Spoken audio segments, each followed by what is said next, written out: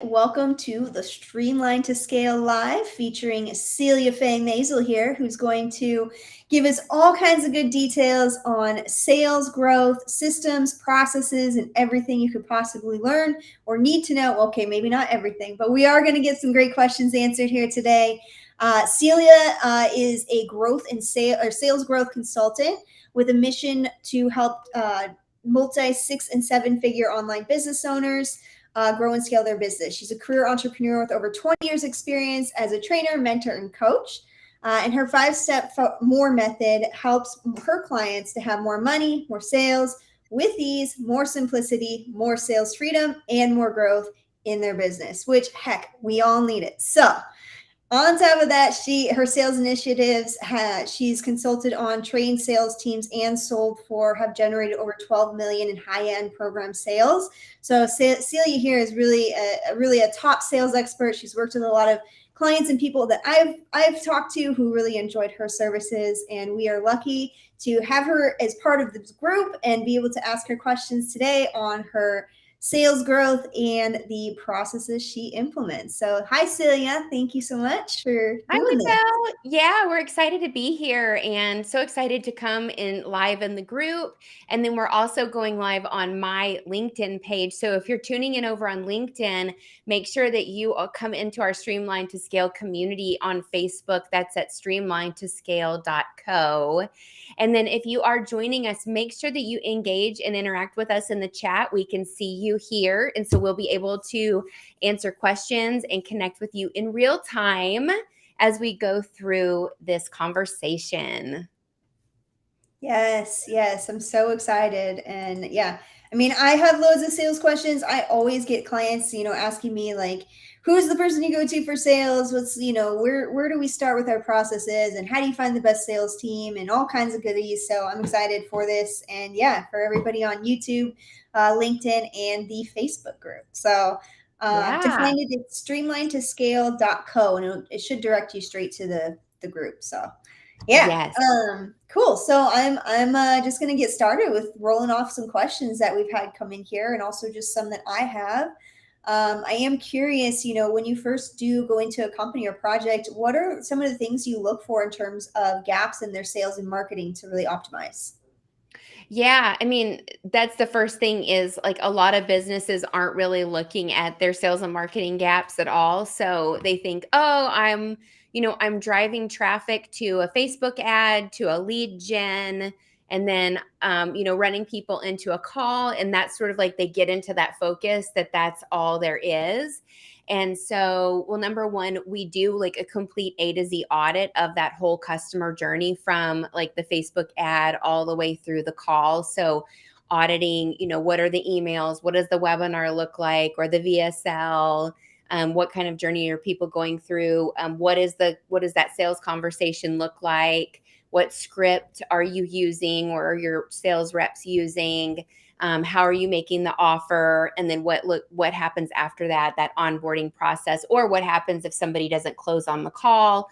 So really evaluating that whole process and then starting to see, okay, where are people dropping off? Like, are you getting a lot of people that are booking calls, but then they're not showing up? Do you have a high no-show rate? Are you getting unqualified people on calls? Are your sales reps not closing? Are you not closing? So there's a lot of like diagnostic pieces that go in there. But honestly, one of the biggest issues that I see, and it's super obvious, but not to everyone, is brand positioning. So even if you are running straight from a VSL or a Facebook ad to book a call, do you have any social media presence at all? Like, do you have a legit Facebook page? Do you have a legit Instagram page? Is content going out there at all? Because people, especially when you're selling high end, and if you're not doing any sort of like low ticket to high end, low ticket to like a high ticket upsell, and it's just straight to the high ticket offer, which a lot of my clients do, you need to have strong brand positioning and have content out there that pre-sells people so that when they're coming on, they're just not totally cold. Otherwise, that is a lot of lift. It's a big lift that you have to do on that sales call. So brand positioning. And then another piece is is that brand positioning really in alignment with the founder of the company and like how the brand is being represented? Because I find a lot of times the founders kind of have like this nuance in how they sell, and then they want their team to really carry on like that vision, and people feel like they can't really be themselves. The reps feel like they can't be themselves. Even the founder, if they're still doing sales, can't feel like to be there. They feel like they can't be themselves. I get excited talking about this because the positioning is off. So I will pause and let you ask any questions you want. No, I think that's huge. Like especially, that social media presence and just having presence to really understand the brand and what they're getting into. To go into a high ticket program it's a lot. And typically people are investing in the mentor or the coach or whoever it is because they want to be like them, they want a lifestyle like them, they want to learn from them because they built a business and a career and a life that they want to emulate and that they admire. So having that presence and that brand and like understanding who you are, I think is incredibly valuable for your audience to understand in advance. So that is incredibly important to have, as well as there's a lot of them that you really don't see as much of that, or they get a little bit to one way or the other. So it's just kind of keeping in alignment and remembering what the mission is for the company and utilizing your social media tools as a means of distributing that mission, that vision, and kind of giving your value. So even though it might not always be like selling clients or bringing them in, it's delivering content that in the long run, when you're talking about high ticket sales and programs like this, it brings them in. So I think that's super, super helpful and interesting. Would you say what do you see most that people struggle with in terms of their sales and marketing, and like where do you find the gap is most often in the businesses that you go to? Yeah, so right now it's that the market has shifted so much since COVID and now post COVID, that the buying, like how people are buying and the types of leads that are coming onto calls, it's a different territory and different landscape than it was 2 or 3 years ago. And so for the timeliness right now, it's like making sure that the funnel is like really relevant to the buyer psychology of like right now's buyers. So if you still have email sequences from 2 years ago or 3 years ago, it's probably time to, either get a new copywriter or do some work with Chat GPT and get things up and running. So right now, some of the sales and marketing gaps, because I think it's important to keep it timely, is to definitely like survey your audience and see like what are the pain points they're identifying with, because like their language could have shifted, because what's happening is that our buyers are more aware. People are now more aware that even like B2C customers who don't even know what sales is and don't even know what a funnel is, they're becoming more aware of what marketing and advertising is and being sold to. And so you're seeing more skeptical leads, right? Like people are like, what is this? And is this a scam? And blah, blah, blah. And those aren't necessarily people that say that aren't necessarily like great coaching clients. But still, like, it's just being aware of how things have shifted. And then how are you updating your funnel and how are you updating your advertising to make sure that, that it's that shift in the marketplace is being addressed. And you can really see just from your lead gen of who's coming through. Also, your marketing channels, like, are your people on Facebook? Like, is running Facebook ads the best thing for your audience? So this is what's interesting, is because I'm a sales expert, and a lot of people, they come and they say, well, I need sales help. Like, I need help converting and I need help this and that. And they'll go and hire a marketing agency or they'll do Facebook ads. And so they kind of have this like piecemealed marketing strategy in place. And so part of what I do is come and help pair them with the right marketers. So I have a lot of partners in my network, copywriters, social media experts.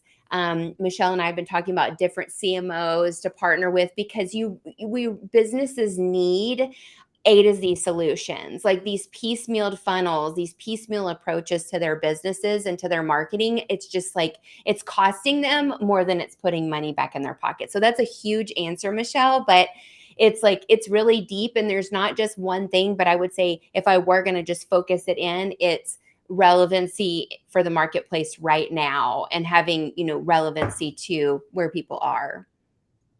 No, I think that's huge. I mean, think about how much the world has changed in the last few years alone. My God, can you imagine if you had emails from 5 years ago that it's not, or a few years ago even, it's a completely different, landscape. And, you should definitely be evaluating. That's something I also see in a lot of businesses is they're not reevaluating their funnels, like their intro onboarding funnels and their nurtures and all that kind of stuff. Like these are pieces that should be evaluated pretty regularly. Do you recommend clients kind of review that stuff annually or quarterly, or I mean, how do you kind of approach making sure those are up to date?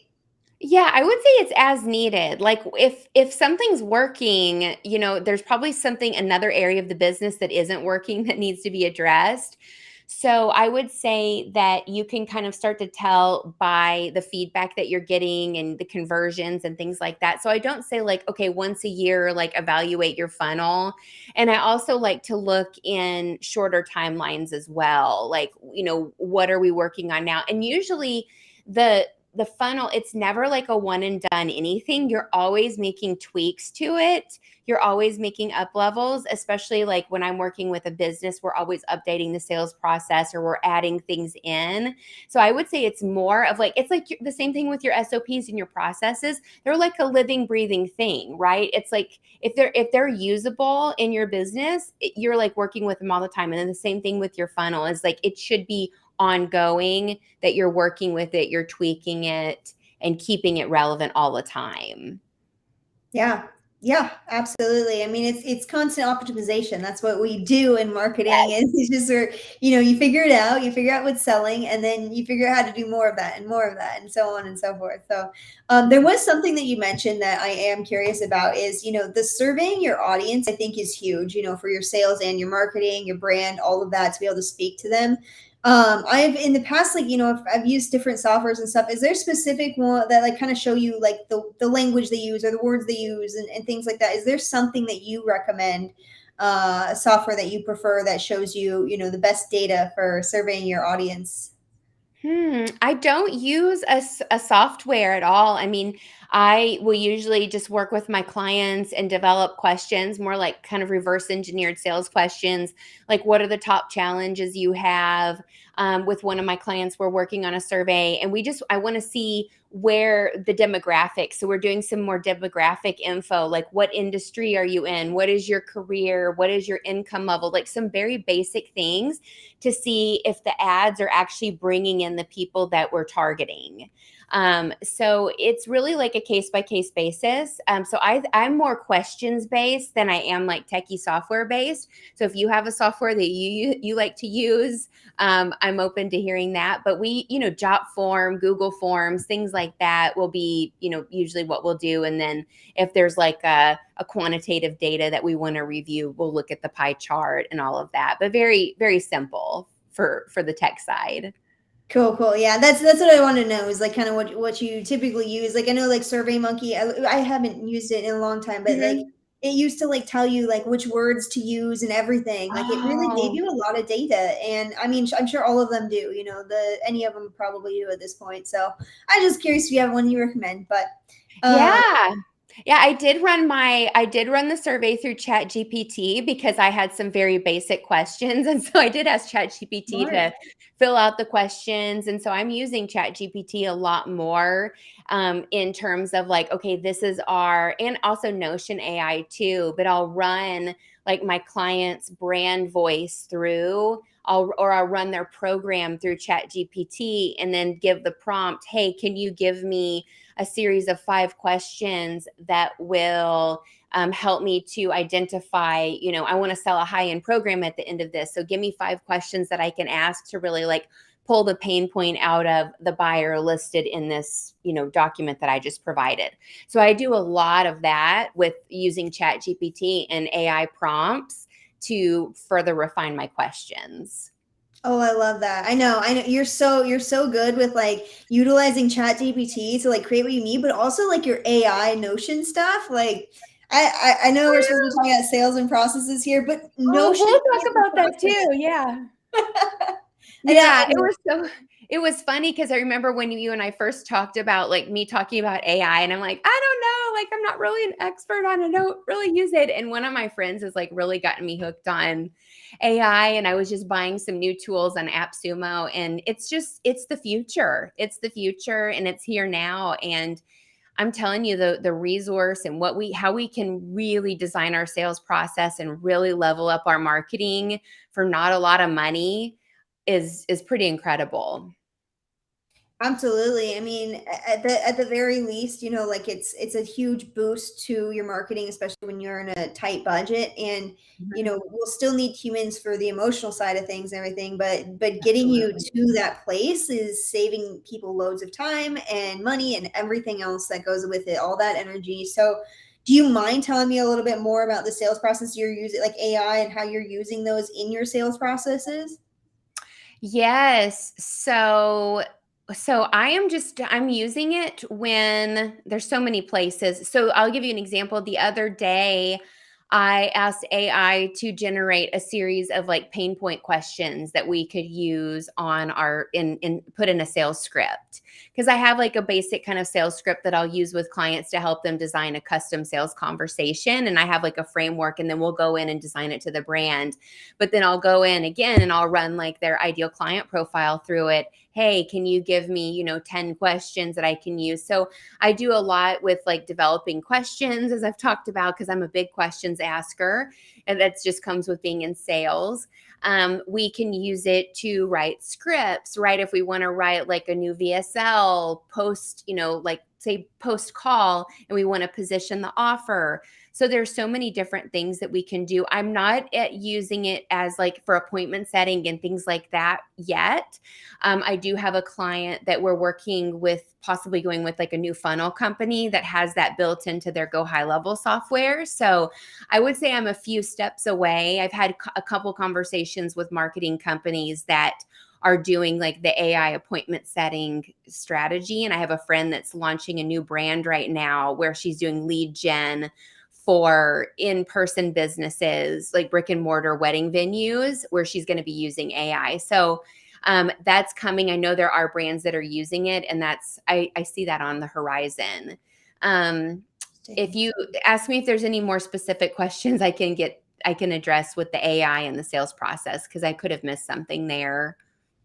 No, I mean that was Okay. really that's really interesting as well. Like, so you feel like the appointment setting is or do you feel like appointment setting is going to be easily managed better with AI, and you'll be able to, I mean, closers and everything, obviously, you know, and that is something I want to talk to you about. I'm Yeah. curious what you look for, because I get a lot of questions about that. But do you think that the like that AI setters are, you know, really in a good place to work for a lot of clients right now, or are you still kind of vetting some of those?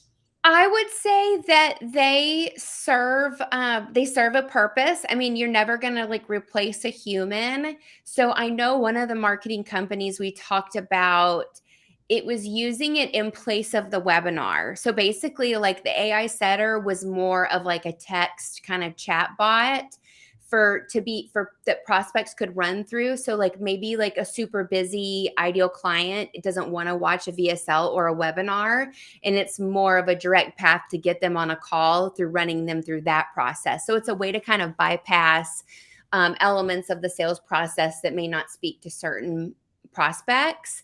Whereas I think the human appointment setter is great for triage and that qualification and really getting people into their pain, and qualification versus disqualification for sales calls. So I think you have to look at it situationally based on the prospect and also the brand to see what really, really works. And I'm sure we could find some experts that really know a lot more about this, but I would just say it's situational. And you want to obviously, like, it's not something that I would just put in my business like without working with an expert, because they need to be trained just like a setter, right? Like they need to be trained on your brand voice and your language and how to handle that. But one of my friends, Jason, he's saying that like within 2 years, like appointment setters could be obsolete. Jason, if you're listening to this and I misquoted you, I'm sorry, but But he's, he really sees, right. He really sees like how fast AI is going to be moving, quickly in the next couple years. Yeah, I mean, absolutely. It's something to be aware of for sure. Like, there's always going to be that human element needed in so many aspects, but it's, something to be aware of and Yeah. also learn to utilize. And you've been really great at talking. Absolutely.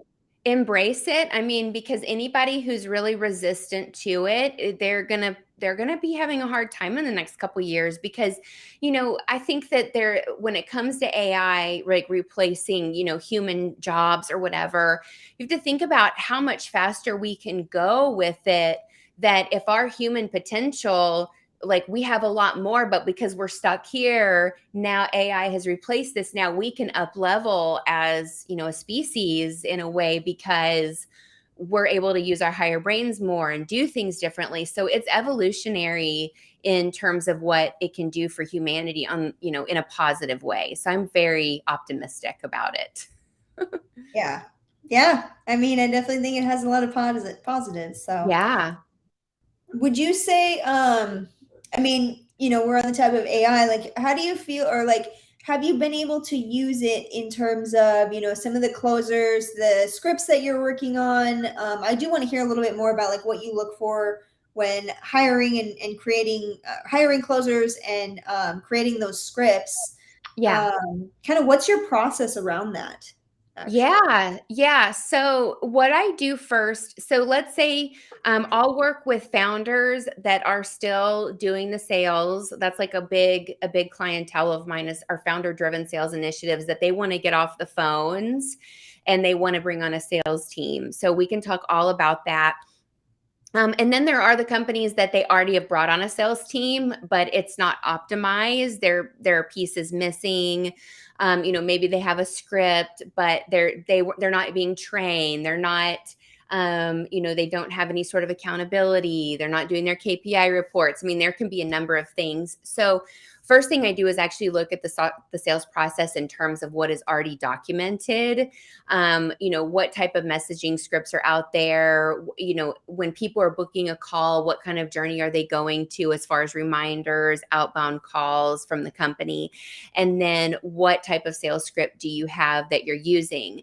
So when it comes to like hiring the closer and what to look for, I mean, there's like so many things, but I would say the first thing is, you want to get somebody who has sales experience. A lot of people will just bring on someone and be like, oh, I'm going to get this friend or this person. They worked in a bank and now they're going to come and do closing. But if they don't have any training and you are not a sales trainer, like you're an expert in something else, but you're great at sales, because usually that's what happens is like founders get to the point where they get to like a 70, 80, 90% close rate. They're just so good at selling, but they're busy and they want to step into being more of the CEO. And now they want to bring on a rep and they think, oh, I can train them. I can teach them. I have a script.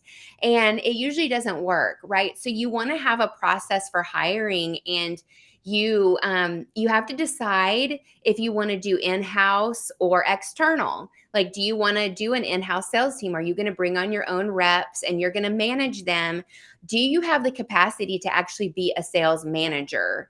That is something big to really think about, because a lot of companies, when they're first starting to bring on sales reps, they will do an outsourced agency, bring that in, because then the agency provides the sales management, they provide the scripts, they do everything, and then they kind of come in.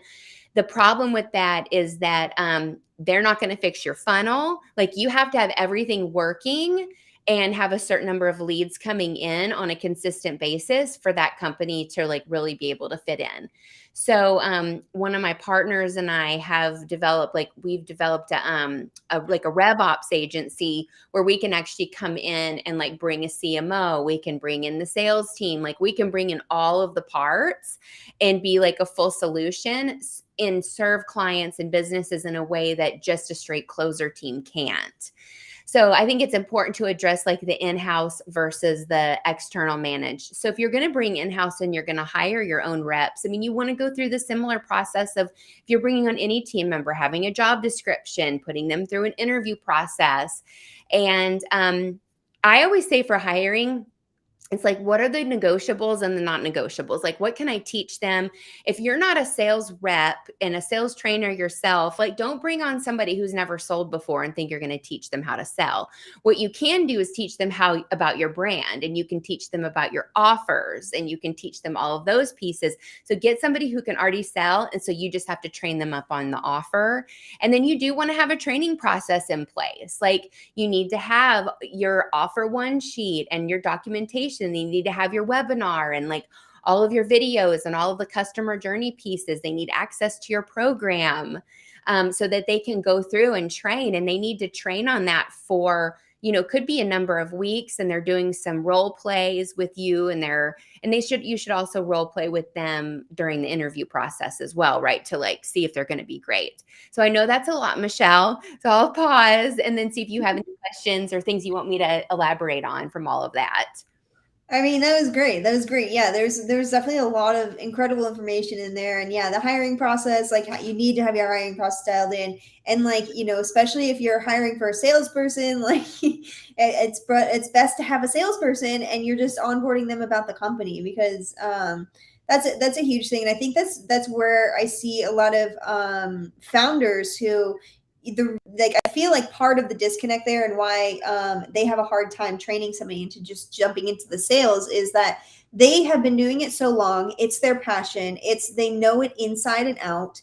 It's their product. They've been living and breathing it for a long time. They believe in it 100%. Like, they are behind that product.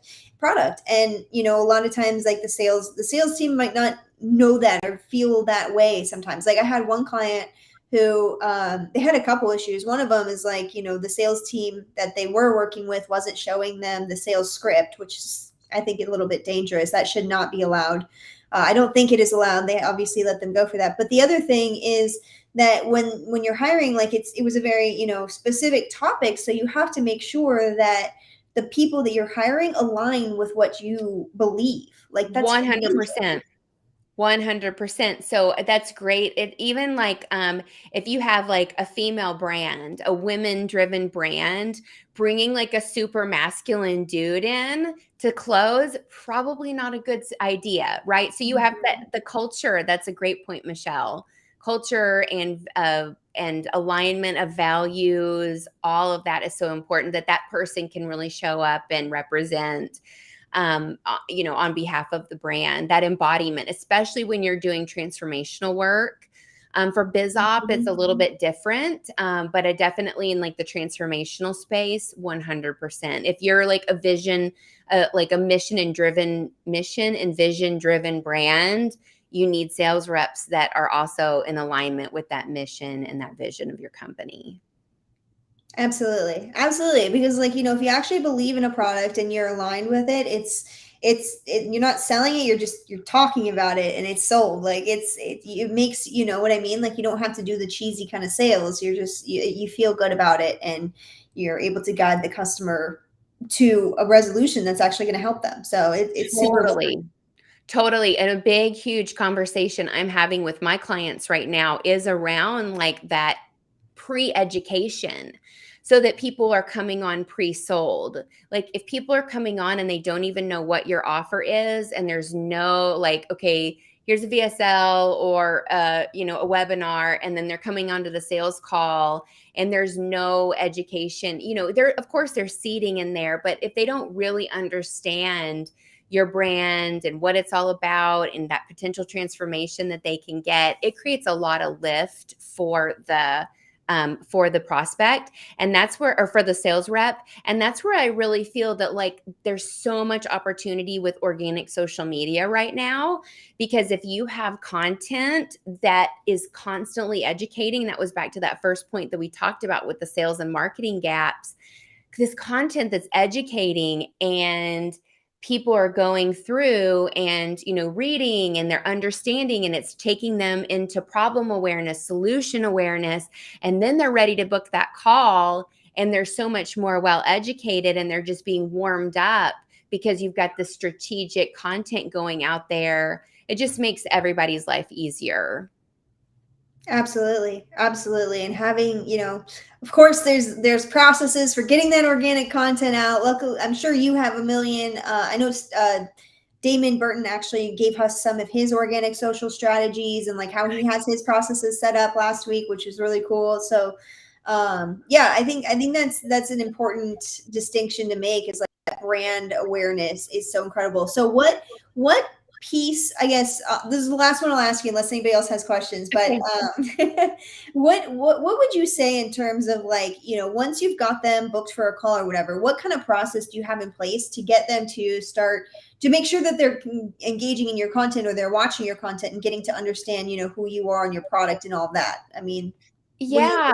like Yeah, for so you? you can have tracking systems in place to make sure, like, if you have a webinar or VSL, to make sure that they've watched the whole thing in entirety. So you can do setter calls or text messages, SMSs, and check in like, hey, I saw you registered for the webinar or the VSL. Did you get a chance to watch it? You can see that whether they did or not, and you can make it a requirement that they have gone through that before you get on the call. So you're screening out. The other thing is having some sort of questionnaire or application that they're going through to have to secure that spot. So that's where we look at friction in the sales process. So if you don't have enough friction in the sales process, then you're going to get a lot of people on calls and a lot of people booking calls, but not necessarily the most qualified. And so you want to test the friction. So one of my favorite questions is more about like, is commitment level. On a scale of 1 to 10 or 1 to 5, how committed are you to invest time, energy, and money? And if somebody is saying 5, don't get on a call with them. 7 is the gray area. And I learned this from one of my sales mentors that I worked with for years. And she said even, 7 was the threshold, but really like 8s, 9s, and 10s are the ones that you want to be talking to the most. Hmm. But if they're doing a 5, it's like, okay, this person, and it's probably like, well, I'm not sure about the money or whatever. So I would do a triage or do a setter call with them and see where they are. But usually we will cancel those calls, the people that are like 5s. And we see a lot of 5s will come through, and it's sort of like, okay, like it just says that they're not at that pain level enough where they're kind of curious and they're checking you out, but they're not necessarily ready to buy. Now, if you're like, you want to just be getting on calls and have a volume of calls, you can do that, but your reps can also get super burned out. So I always say, really think about the friction in the sales process, and then make sure that because it's not about call volume, it's about quality, right? Like if you're speaking to high quality prospects that have gone through a great experience, a great sales process, because nurturing is very important as well. It's just the whole experience on the call for both parties is going to be so much better. Absolutely. I think that's so important, is like the quality and the quality of the leads, and like how, ready they are to actually invest is incredibly important, because you don't want to waste anybody's time. And like you said, people burn out from it too. And there's so many ways that, like, if they're at a 5 or something like that, send them through some nurture campaigns, then send them through Exactly. some additional content, have, like you said, a setter talk to them, give them some resources that are helpful, but Exactly. and keep them, keep following up with them over time, but you don't have to jump on a call right away, because there's Right. so many people who, it might take 6 months or a year for them to eventually convert, or 3 months, 6 months, whatever, but they do come at some point when they're ready, when they've had enough education, when they've learned to trust you, when they've, really seen your content making a difference for them. So if they're not ready right now, wait until somebody is, and spend your quality time on the quality what's the word? Prospects, leads. Yes.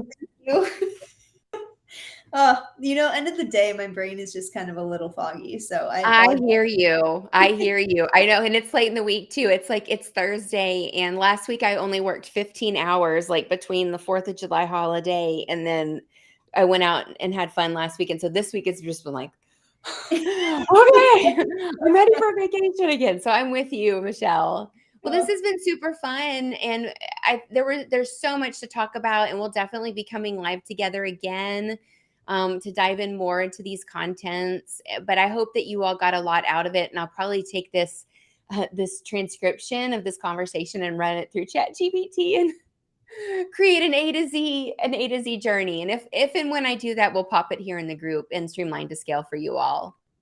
I would love that. I would love to see that too. Like, I would love to see it if you'll share it with me, even if you don't put it in the group. Yes. The Sorry, guys. No, challenge. I'm kidding. We have a private mastermind that only the We secret do. circle. Yeah, it's the super secret Streamline to Scale circle. We might open it up one day for a small fee, but Yeah. we're working on it. We've been the Streamline to Scale has been in the works for well over a year. And Michele, you're doing an amazing job of getting it off the ground and breathing life into it. And so again, if you're with us on one of my other channels, LinkedIn or Facebook, or not Facebook, LinkedIn or YouTube, you can come to Streamline to Scale by visiting streamlinetoscale.co. And then if you're here in the Facebook group with us, let us know what your top takeaway was from this live stream. And also if you have any clarifying questions, we'll be happy to answer them in the chat during the replay.